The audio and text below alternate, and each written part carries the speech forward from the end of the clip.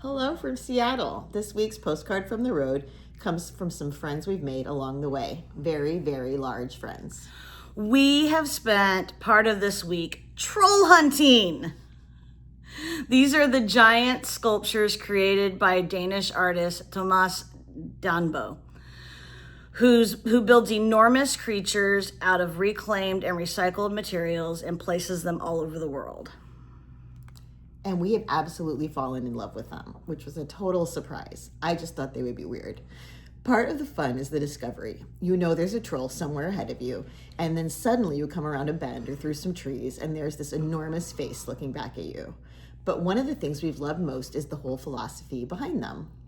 I've been obsessed with them for years, but seeing them in person was unlike anything I could have imagined. Danbo wants people to encounter art out in the world, not only in places where you need a ticket to get through the door. These Northwest trolls are all free to visit. They're in parks and other places, and most were deliberately placed where people using wheelchairs or other mobility devices can get to them without a long hike. That has meant something to us this week. Art can sometimes feel like something we put behind walls, something we protect, something you have to pay to see. These trolls are different. You can walk right up to them. You can touch them. I can hug them. You can sit beside them and take ridiculous pictures with them. We saw a kid doing the hula with one. Even Sage interacted with them.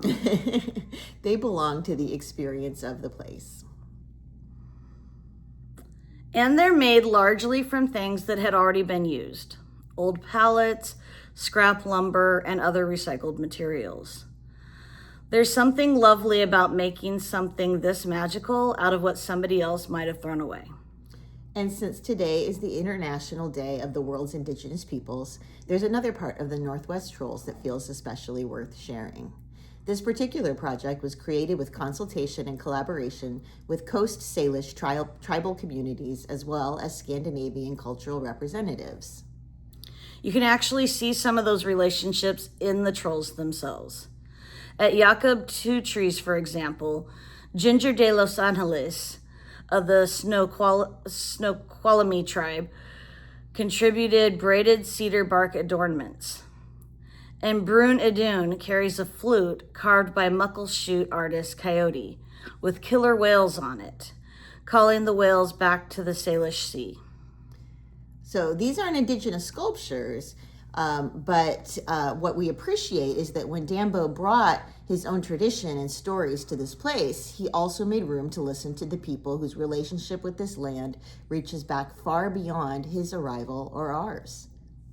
And that might be our favorite thing about the troll hunt.